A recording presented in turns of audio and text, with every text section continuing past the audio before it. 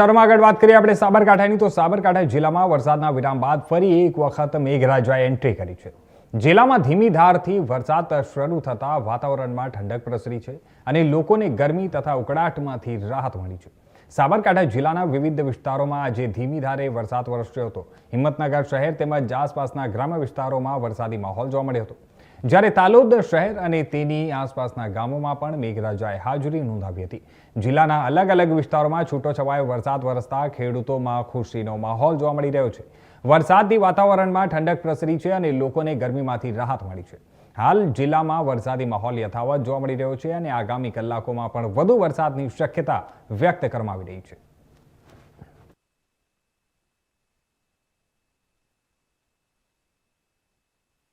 આજે હવામાન વિભાગ તરફથી ભારેથી અતિભારે વરસાદ પડવાની સંભાવના વ્યક્ત કરવામાં આવી રહી છે અને ખાસ કરીને દક્ષિણ ગુજરાતમાં જે હિસાબે આજે હવામાન વિભાગ તરફથી આગાહી કરવામાં આવી છે. અને આપણે વાત કરીએ તો તલોદ પંથકમાં પણ મેઘરાજાની ત્યાં હાજરી જોવા મળી છે. જિલ્લામાં અલગ અલગ વિસ્તારોમાં છૂટોછવાયો વરસાદ નોંધાઈ રહ્યો છે. વરસાદથી વાતાવરણમાં ઠંડક પ્રસરી છે, ત્યારે ત્યાં જે સ્થાનિકો છે તે લોકોને ગરમીમાંથી આંશિક રાહત પણ મળી રહી છે. સાબરકાંઠામાં વિરામ બાદ ફરી એકવાર વરસાદ શરૂ થયો છે. હિંમતનગર શહેર અને ગ્રામ્ય વિસ્તારોમાં વરસાદ નોંધાઈ રહ્યો છે, જે હિસાબે તસવીરો ત્યાંથી સામે આવી રહ્યા છે. અને હવે ચોમાસું જ્યારે શરૂ થઈ ચૂક્યું છે ત્યારે હવામાન વિભાગ તરફથી પણ આગાહી કરવામાં આવી છે. આવનારા સમય માટે ખાસ કરીને આવનારા 24 થી 48 કલાક દરમિયાન સમગ્ર ગુજરાતભરમાં ભારેથી અતિભારે વરસાદ પડવાની સંભાવનાઓ પણ વ્યક્ત કરવામાં આવી રહી છે. અને એની સાથે સાથે જણાવી દઈએ કે ભારેથી લઈને ઓછો પવન ફૂંકાવાની પણ સંભાવના વ્યક્ત કરવામાં આવી છે. અને તેને તાકેદારીના ભાગરૂપે તંત્ર તરફથી સંપૂર્ણપણે તૈયારીઓ પણ કરી લેવામાં આવી છે. જે નીચાણવાળા વિસ્તારો છે, જ્યાં પાણી ભરાવાની સંભાવનાઓ હોય છે, તેવા વિસ્તારોમાં સૌથી ખાસ કરીને ત્યાં લોકોને કોઈ પણ હાલાકી ન પડે અને તંત્ર તરફથી સમગ્ર વસ્તુને લઈને તમામ પ્રકારની તૈયારીઓ કરી લેવામાં આવી છે, જેથી આવનારા સમયમાં કોઈ પણ મુસીબત કે કોઈ પણ તકલીફ ન પડે. સમગ્ર ગુજરાતની આપણે વાત કરીએ તો સમગ્ર ગુજરાતમાં NDRF, SDRF અને એની સાથે સાથે એરફોર્સની ટીમ પણ તૈનાત કરી દેવામાં આવી છે અને સ્ટેન્ડ બાય પર રાખવામાં આવ્યા છે.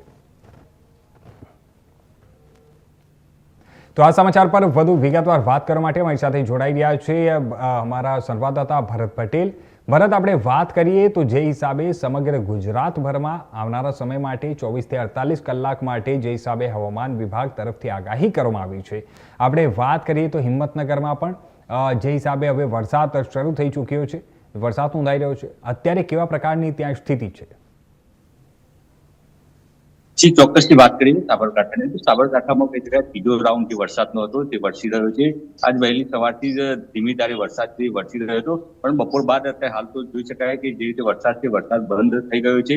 પરંતુ જે રીતે આગાહી કરવામાં આવી છે કે હવામાન વિભાગની જે આગાહી કરી છે તેને લઈને પણ ભારે વરસાદ થઈ શકે તેવી શક્યતાઓ છે. તેને લઈને કહી શકાય કે જે નીચાણવાળા વિસ્તારો છે તેમને પણ એલર્ટ કરવામાં આવ્યું છે. જે નીચાણવાળા વિસ્તારો હોય છે, જે પાણી ભરાવાની સમસ્યા હોય છે, તે લોકોને ખાસ સાવચેતી રાખી તેમનું પોતાનું અનાજ હોય કે રહેણાંક વિસ્તારમાં જે એમના કપડા હોય, કોઈ પણ વસ્તુ જે પલળાવી હોય તે સુરક્ષિત જગ્યાએ ખસેડી દેવી. બીજી વાત કરીએ કે આ ત્રીજો રાઉન્ડ વરસાદનો થયો હતો, પણ સાબરકાંઠામાં જોઈએ એટલો વરસાદ નથી. ત્રીજા રાઉન્ડમાં પણ સરેરાશ 7 થી 8 ઇંચ જેટલો વરસાદ પડ્યો છે. જે ખેડૂતો આતુરતાથી રાહ જોઈ રહ્યા હતા, તે ખેડૂતોને જેટલો વરસાદ જોઈતો હતો પૂરતો વરસાદ મળી નથી રહ્યો. તેને લઈને પણ ખેડૂતોમાં ક્યાંક ને ક્યાંક રોગચાળો ખેતીમાં આવી રહ્યો, તેને લઈને પણ ખેડૂતોને નુકસાન જોવા મળી રહ્યું છે. તો હજુ પણ વરસાદ વરસે તો ખેડૂતોમાં ઘણો ફાયદો થાય એવું ખેડૂતો રાહ જોઈ રહ્યા છે. જી ભરત, આપણે વાત કરી જે હિસાબે તમે જણાવી રહ્યા છો કે આ વખતે સાબરકાંઠામાં અત્યાર સુધી મોટા પ્રમાણમાં વરસાદ નોંધાયો નથી. આપણે વાત કરીએ તો સમગ્ર ગુજરાતમાં જ્યારે અત્યારે વરસાદનો દોર શરૂ છે, વરસાદ ભારે માત્રામાં પડી રહ્યો છે અને ભારેથી અતિભારે વરસાદની આગાહી પણ કરવામાં આવી છે. આપણે વાત કરીએ હવે સાબરકાંઠાની તો સાબરકાંઠામાં વરસાદ જોકે નથી, જે હિસાબે આપ જણાવી રહ્યા છો ત્યાંથી ખેડૂતો માટે સૌથી વધારે શું તકલીફ પડી શકે છે? અને જો આવનારા સમયમાં પણ સાબરકાંઠામાં જો વરસાદ આવી રીતે જ પડતું રહ્યું અને જો વરસાદ સંપૂર્ણપણે ન પડે ત્યાં, તો પછી ખેડૂતોને કેટલા મોટા પ્રમાણમાં નુકસાન થઈ શકે છે? જી, અત્યારે હાલ જે સાબરકાંઠામાં વરસાદ જે વરસી રહ્યો હતો એ પહેલા જે વરસાદ હતો એ 2 ઇંચ જેટલો વરસાદ હતો. ફરી જે વરસાદ આવ્યો એ 4 ઇંચ જેટલો વરસાદ પડ્યો હતો. અને આ એમ ટોટલ જો વરસાદની વાત કરીએ તો લગભગ 7 થી 8 ઇંચ જેટલો જ વરસાદ વરસી રહ્યો છે.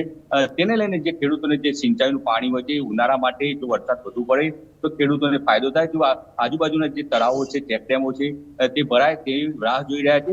જો એ પાણીનો જો સંગ્રહ થશે, મોટા મોટા ડેમ આવેલા છે, ડેમમાં પણ પાણીનો આવક વધશે તો ખેડૂતોને ચોક્કસથી ઉનાળા પાક લેવા માટે સફળતા મળે તેવી અત્યારે હાલ તો ખેડૂતો બતાવી રહ્યા છે. અને જે અત્યારથી ચોમાસું પાક છે, ચોમાસું પાકમાં મકાઈ છે, કહી શકાય કે જે મગફળી છે, કપાસ છે તેઓ વાવેતર કરવામાં આવ્યું છે. પરંતુ જોઈતો હોય એટલો વરસાદ હજુ પડ્યો નથી. તેને લઈને ખેડૂતોની જમીન છે કહેવા માંગે છે કે જે જમીન છે તે પોચી છે, તેના લીધે અંદરથી જે જીવાત હોય છે તે એમના જે મૂળ હોય છે તે કાપી નાખતું હોય છે. મગફળી હોય, કપાસ હોય, તેને લઈને પણ ભારે નુકસાન થતું હોય એવું ખેડૂતો જણાવી રહ્યા છે.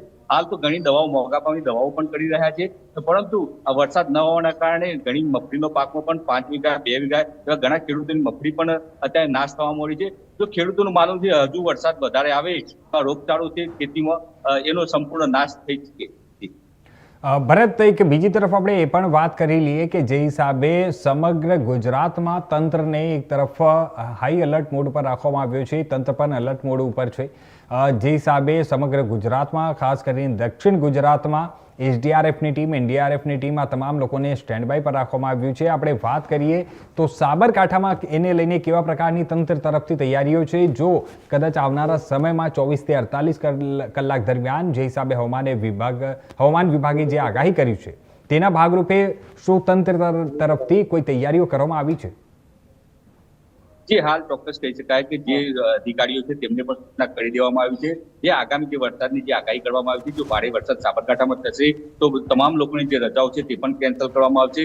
અને કહી શકાય કે જે લાગતા વળગતા જે અધિકારી છે જે તેમને સ્ટેન્ડ બાય રાખવામાં આવશે. કોઈ પણ અધિકારી હશે તેમની રજા પણ ન મળે તેવું પણ હાલ તો જણાવી રહ્યા છે. જો કદાચ જો ભારે વરસાદ થશે તો તમામની રજાઓ પણ કેન્સલ કરવામાં આવશે. અને જે નીચાણવાળા વિસ્તારો છે તેને પણ એલર્ટ કરવામાં, જે નદીનો જે પટ હોય તે પટમાં જવું ન જોઈએ આવી પણ સલાહો કરવામાં આવી છે. કે સોશિયલ મીડિયા રીલ બનાવતા હોય છે એ પાણીને જોઈને પાણીને જોખમ લેતા હોય છે અને રીલ બનાવવા માટે પણ પહોંચતા હોય છે. તેને લઈને કહી શકાય કે જે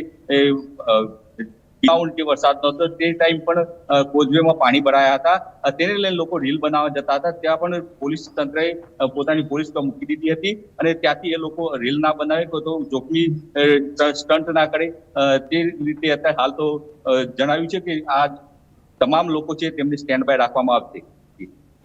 ધન્યવાદ ભરત, તમારી સાથે જોડાવા માટે.